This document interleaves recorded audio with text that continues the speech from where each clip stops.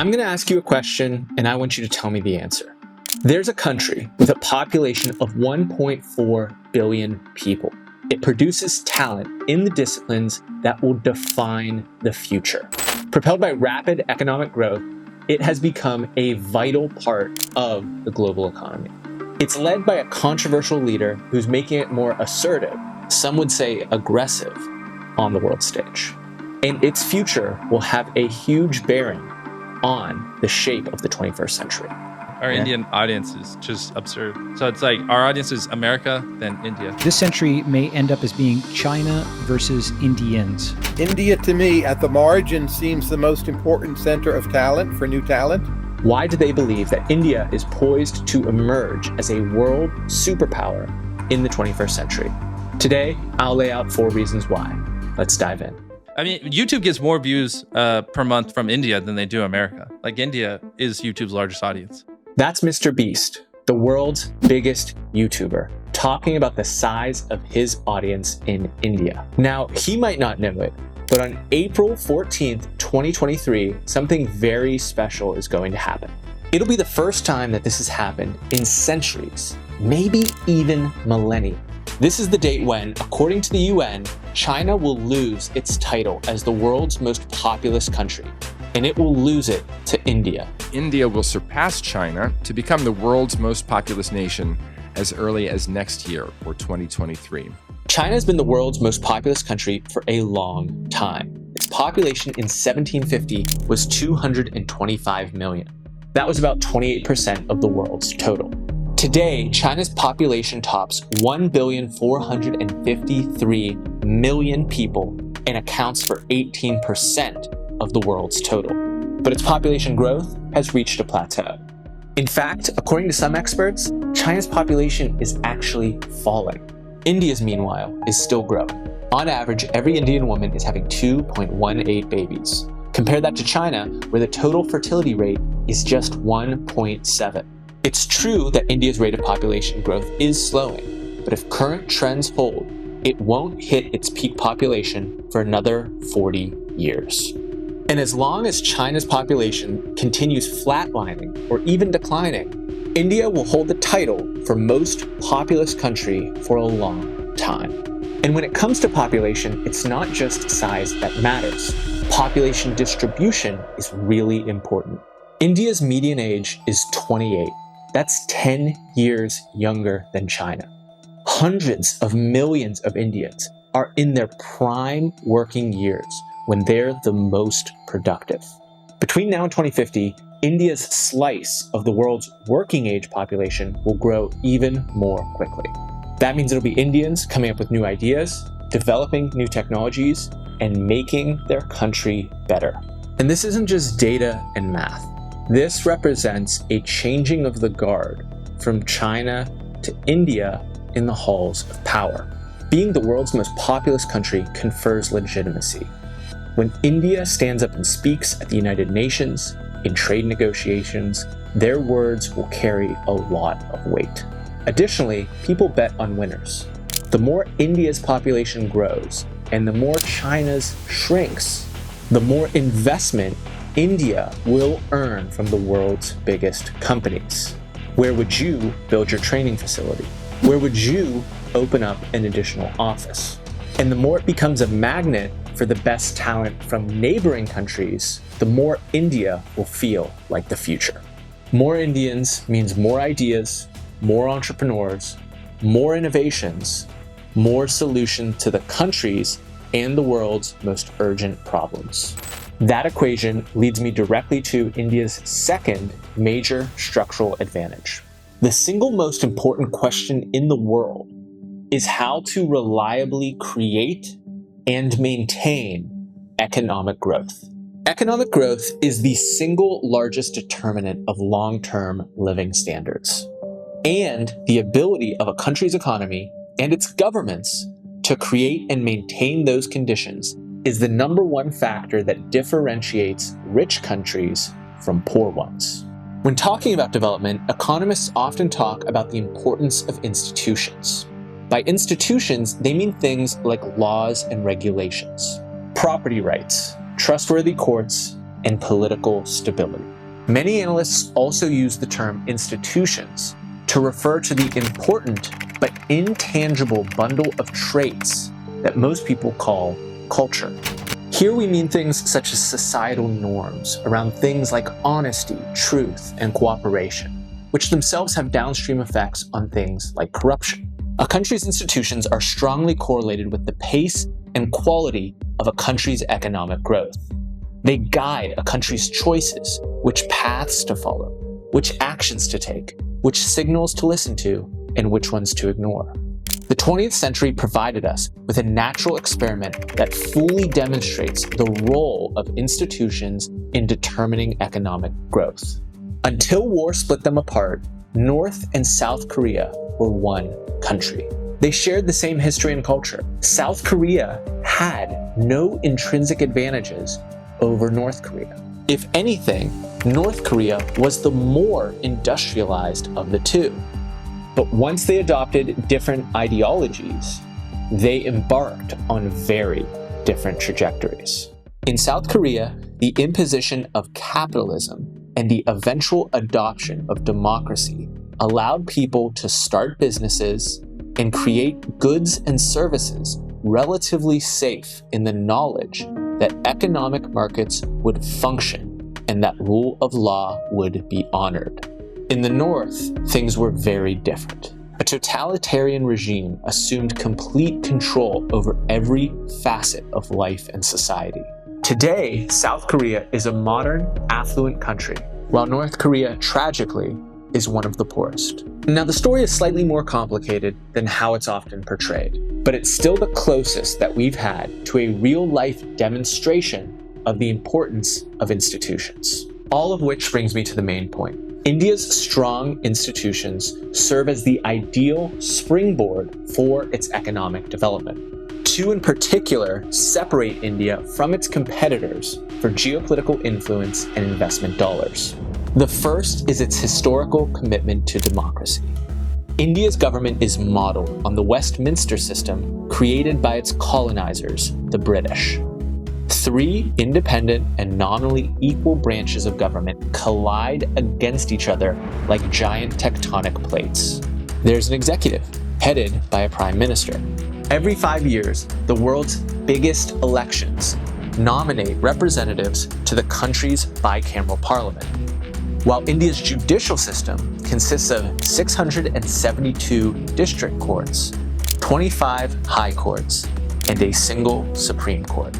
Rule of law is overseen by the world's longest standing national constitution. Its 145,000 words reflect the difficulty of effectively governing such a large and diverse nation, and its 105 amendments reflect the raucous and contested nature of Indian politics.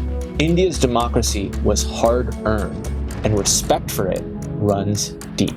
Mahatma Gandhi, who championed the causes of religious pluralism and non-violent resistance to British colonialism, remains the most admired person in the country. India's democratic institutions have been a key factor in its economic development. How well they cope under the pressure being applied to them by Narendra Modi will go a long way in determining India's position in the 21st century. India's other big cultural advantage is another carefully maintained inheritance from its former colonial masters. The country's widespread comprehension of the language of globalization, English. India has the second largest English-speaking population of any country in the world. Some put this down to a lingering colonial mindset, which has persisted among Indian people. I don't agree. I think the true answer is, long after independence, English remains the language of aspiration. It's the bridge to the world, a passport that unlocks more opportunities, and a key that unlocks higher incomes. More than 128 million Indians already speak it, while countless more have the opportunity to learn it there if they want to. Speaking English is good for Indians, and it's also good for India. Research shows a direct correlation between the English skills of a population and the economic performance of the country. India's huge English-speaking population has helped it develop a presence in major service industries. It affects Indian companies' ability to access capital markets, and it creates stronger political alliances in the world's most affluent countries. We can debate the historical origins of why so many Indians speak English, but we can't deny the wealth it's helped create and the doors of opportunity it will continue to open. Speaking English and having a deeply rooted democratic culture are two of India's key structural advantages. And they are closely linked to the third reason India will win the 21st century. Harsha Bogle is one of the most insightful analysts of India's true national obsession, cricket. For him, cricket offers a useful analogy for how India is changing. I've said this before, but we lived in a very socialist, state-controlled economy where your salary was all you had. We were a very saving, survival-driven society. So you hit the ball in the air, that's another way of getting out, not a way of clearing the fielder. So batting for us was not getting out, not scoring runs, not getting out. And so you had test matches played at 1.8 runs and over. The new generation says, yeah, I'll get out. But if I don't get out, I'll win. When we were at school, we were always, not us, but so many around us, were put in coaching classes, subjects we were weak in. Today's parents are putting kids into classes where the children are good at. So the Rishabh Pants of this world will say, if I go over the fielder and I get it, I've got a 4. My generation would say, but if I don't go over, I'll get caught. So that's the difference. They see what is possible. We were scared of what might happen. Rishabh Pant is one of the new breed of Indian cricket players. He plays the game differently from most of his contemporaries, and very differently from the older generations. Sometimes it doesn't work, but when it does, it yields spectacular results. Special player. Rishabh Pant take a bow. That will do nicely. That is just brilliance from Rishabh Pant. Thumbs up to all of India. They love the young 24-year-old. He is a superstar in the making, he really is. Rishabh Pant represents India in international cricket. He's also a major part of the competition that best represents how the game of cricket is changing. The original form of cricket can last as long as 5 days. So, unsurprisingly, there's a lot of interest in shorter, more exciting versions of the game.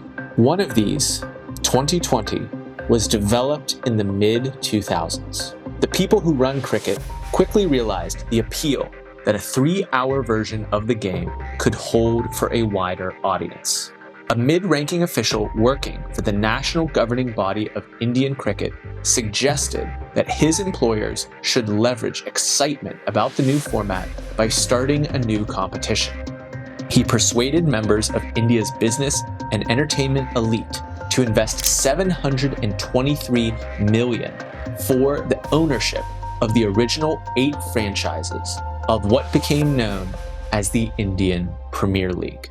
The IPL, as it's better known today, became an immediate hit. 15 years later, it's the most widely Googled sporting league in the world, and the second most lucrative on a per-game basis. Indians were used to watching the world's best cricket, but they weren't used to watching it like this. The IPL is fast-paced, dynamic. It has swagger. In other words, it's a perfect fit for the new India. Buoyed by this success, a franchise-based 2020 cricket event is even coming to the United States. Major League Cricket will make its debut in July 2023.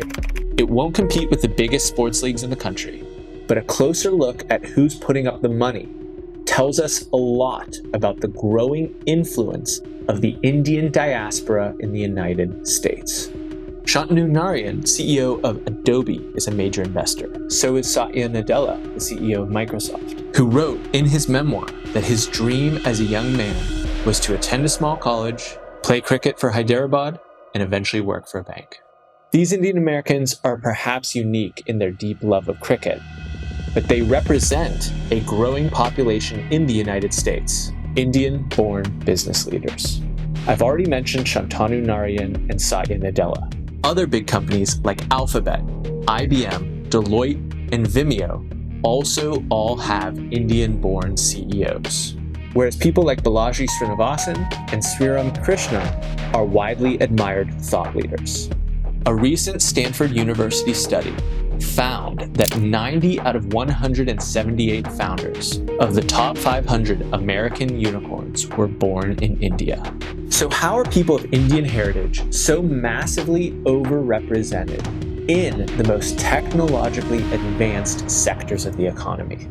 According to Ramabhadran Gopalakrishnan, the former executive director of Tata Sons, parent company of the massive Tata Group conglomerate, no other nation in the world trains its citizens in such a gladiatorial manner as India. The people who succeed are the products of a bruising educational and societal system which encourages competition and prizes excellence in technical disciplines. As the saying goes, pressure creates diamonds. Tyler Cowen is increasingly focusing his time on identifying and developing brilliant individuals.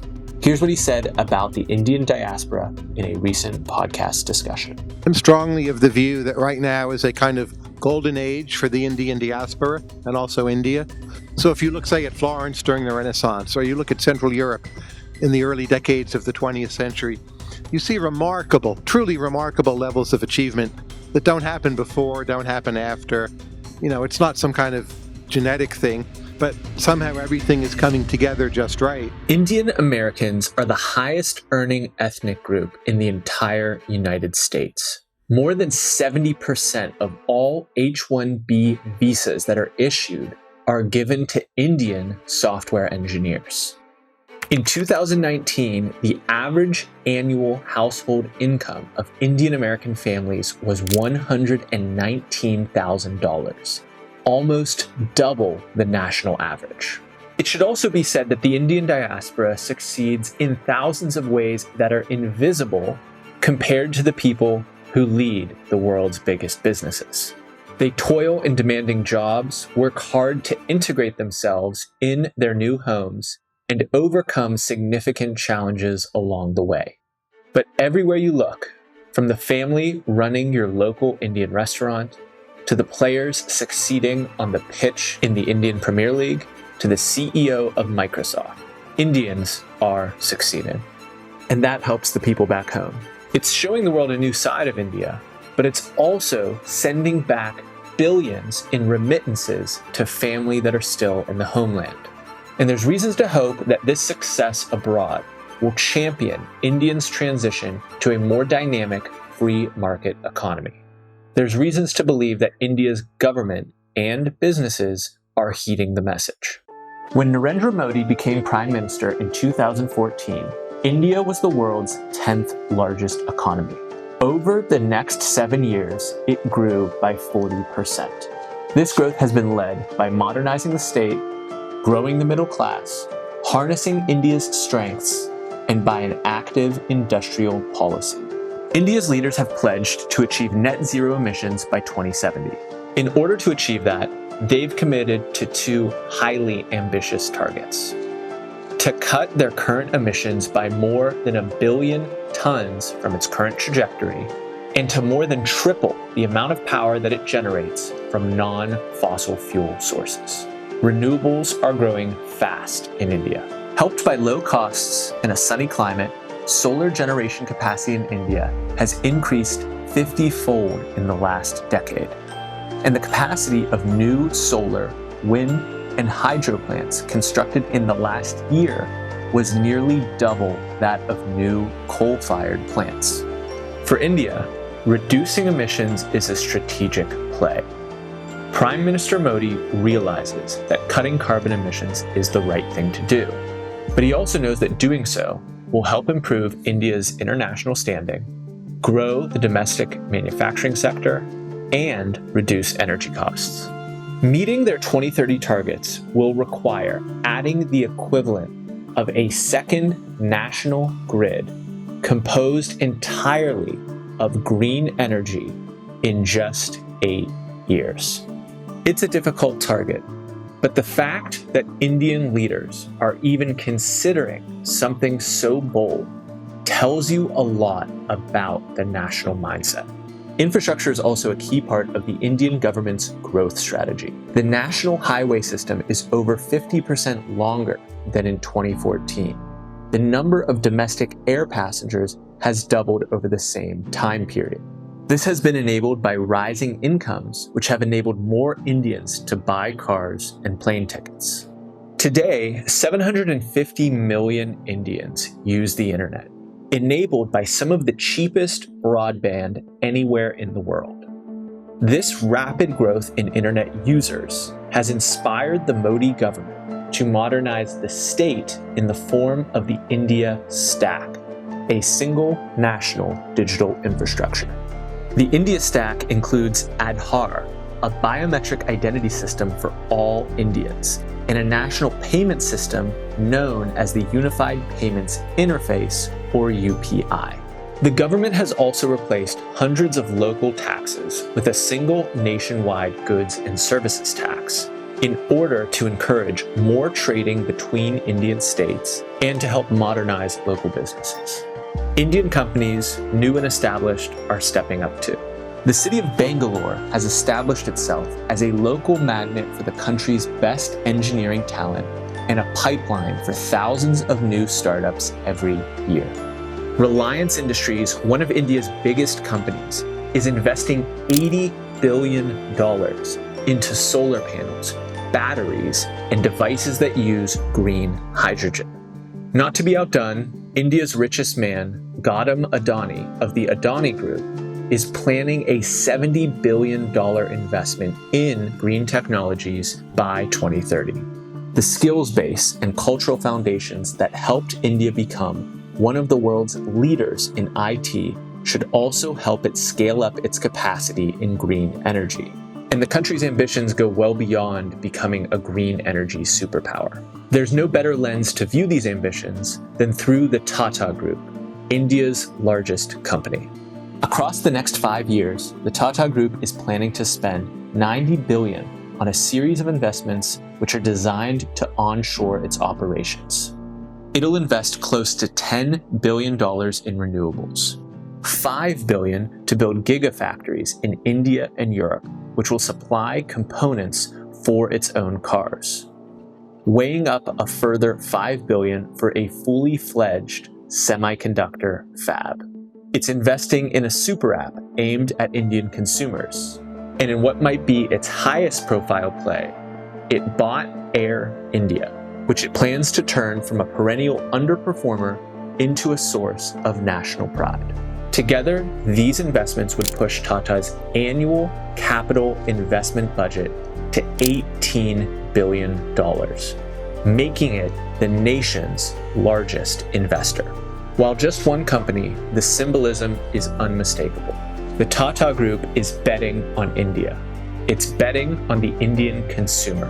It's betting on successfully moving up the value chain, and it's betting on Indian dynamism.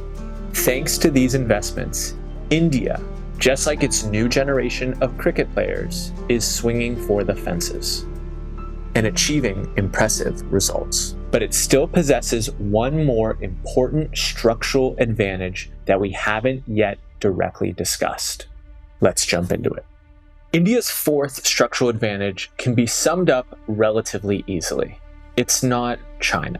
What's more, it's China's adversary. This fact alone is contributing to greater influence on the world stage. Despite a long history of non-alignment and a reluctance to join into alliances, India is drawing closer to the United States and positioning itself as a valuable ally for other countries in the Indo-Pacific who want to reduce their dependence on China. The best example of India's newfound confidence and influence is a simple four-sided shape, the Quad. Originally established in 2007 and then revived in 2017, the Quad brings together the United States, Australia, Japan, and India to discuss a shared vision for a free and open Indo-Pacific region underpinned by a rules-based maritime order. The other 3 member nations are all prosperous countries accustomed to taking a leading role in the Indo-Pacific region. However, India has succeeded at subtly shaping the Quad in accordance with its own preferences. The first obvious way is China. It's well known that China and India don't get along. This is partly due to competition between the world's 2 largest nations. It's partly due to a disputed Himalayan border. And it's partly due to India's irritation at China's closeness with Pakistan, India's other great rival. But as much as India may regard China with suspicion, its leaders understand that the risks of escalation are too great to contemplate. So India has always been very careful to not give China or other neutral countries in the region reasons to see the Quad as a threat to their own security. It doesn't talk about the Quad being a security alliance. Instead, it talks about the Quad as an open forum for countries to come together and discuss security beyond the bounds of hard military power. The second way in which India is shaping the Quad is when it comes to Russia's invasion of Ukraine. All other member states issued very strongly worded bilateral statements condemning the invasion. The Quad's joint statement was much more toned down, instead referring to the situation in Ukraine as a tragic humanitarian crisis. India's historic closeness with Russia dates back to the Cold War. But a statement such as this is also clearly a product of India's long-standing preference for multilateral institutions.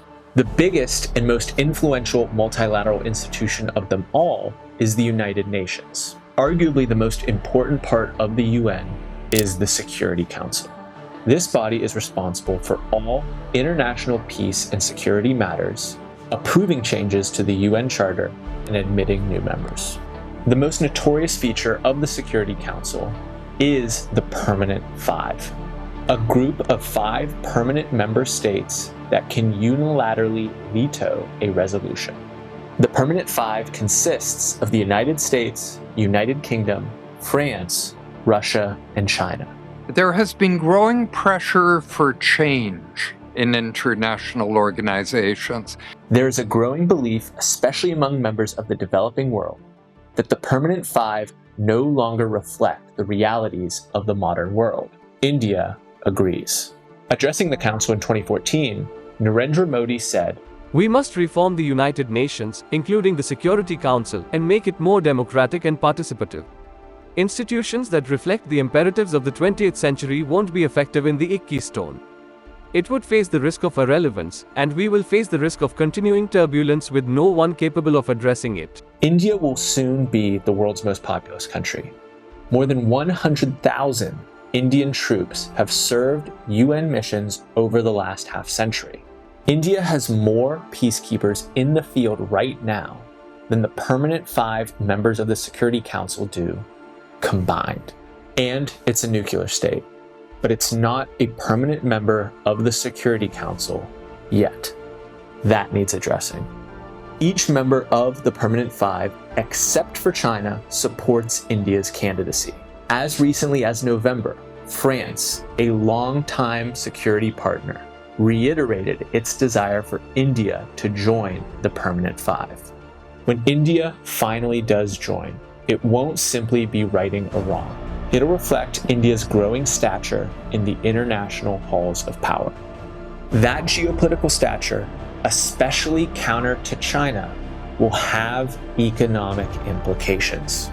In a world that's growing increasingly skeptical of globalization, large economies like the United States are increasingly making decisions about global trade not on the basis purely of dollars, but on the basis of national security. Being a big developing country, not to mention one with such expertise in science and technology that isn't China, is a strategic advantage for India. and it's one that will continue working to India's advantage economically. I've laid out the bull case for India, but what about the bear case? Well, India certainly has its challenges. I believe that there are 4 that loom largest. The first comes from Narendra Modi's attempts to remake India into a Hindu state. The second challenge lies in the formidable health and security challenges posed by climate change. The third is an education system which does not deliver enough outcomes for enough of its people. And finally, India must address its leakage of elite technical talent.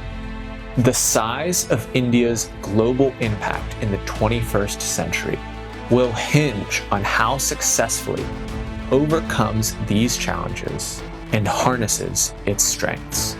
So many things excite me about India. It combines a population that will soon surpass even China, with the demographic profile of a West African nation, along with the dynamism and love of technology of the United States and the democratic tradition of the United Kingdom. But when it really gets down to it, the thing that excites me most is that despite the huge strides that this country has already taken, the incredible talent of its people, the demographic dividend that it's already enjoying, and its growing influence on the world stage, there is still so much potential yet to fulfill. It's impossible to predict the future, but I believe that India is laying the foundations for it to become a truly prosperous nation, and one that makes even more positive contributions to humanity. Like every other country, India faces its challenges, but its strengths make it uniquely well positioned to meet them. As the century unfolds, I fully expect India to emerge as one of its biggest winners.